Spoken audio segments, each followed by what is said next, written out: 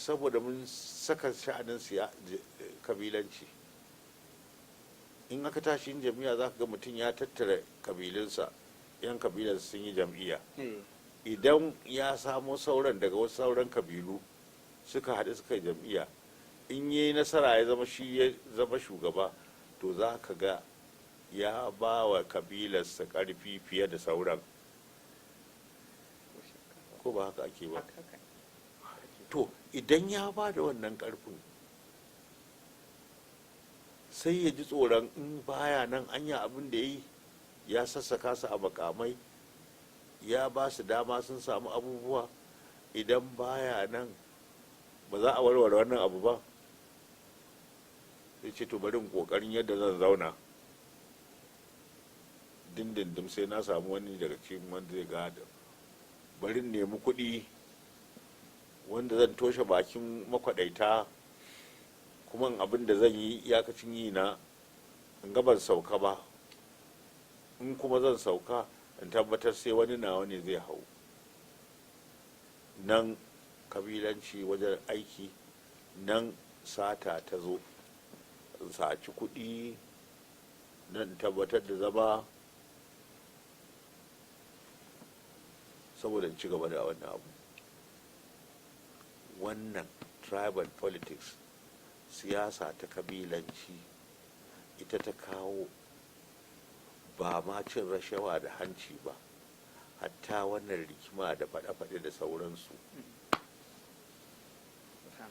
Shi yasa wani lokaci nake cewa ni ban yarda da irin demokradiyya na ƙasashen turawa ba.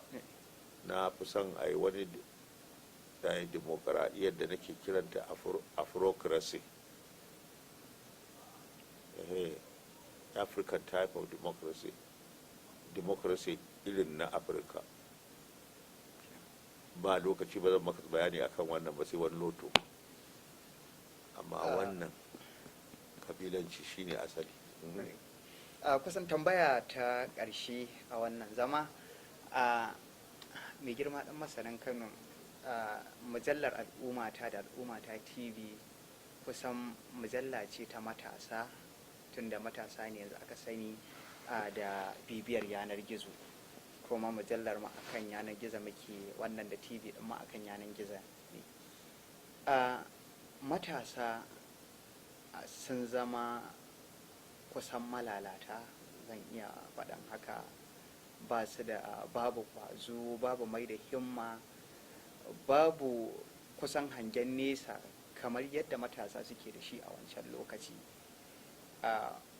Wannan ko shakka babu ci baya ne, kuma yana daga cikin abin da yake daɗa a mai da ƙasar baya, tunda kowace ƙasa ko kowace al'umma matasanta su ne kusan a gobanta.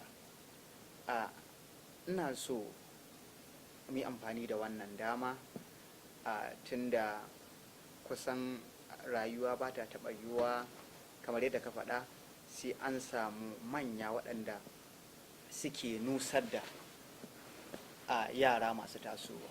So ina so kai yi amfani da wannan dama wajen yin wasu kalmomi da ga matasanmu, yadda za mu farka kuma mu fuskanci Najeriya fuskanta ta yadda idan mulki ko shugabancin ƙasar ya shigo hannunmu za mu san yadda za mu rike ƙasar yadda ya kamata. Girma ɗan masani. Hausa suna da wata karin magana suna cewa sallah daga liman take ɓaci. Shi yasa nake ce da kai shugabanci ne ya lalace. Ai da muka samu zaman lafiya, ƙasar ta kama hanyar ci gaba, muka samu mutunci a idan duniya, ai muna da shugabanni ne na kirki. Sallah daga liman take ɓaci. Idan muna da shugabanni na gari, mabiya za su zama na gari. Idan muna da shugabanni muturafai 'yan amore, mabiya masu ma za su more. Domin daga na gaba ake ganin zurfin ruwa. To amma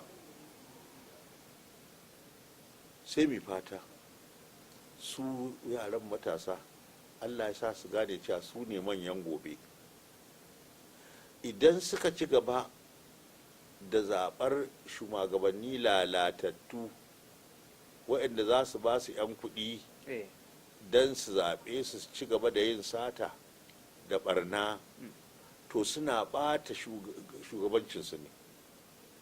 Idan abu ya lalace a ƙasa suka zo suka zama shugaban, za su gaji lalataccen abu ko kuma lalatacciyar ƙasa. Ba za su yi mutunci ba a idan duniya saboda sun zub da mutuncin farko. Saboda haka amsanmu tana ga yara, ku ne amsa, ku ne maganin,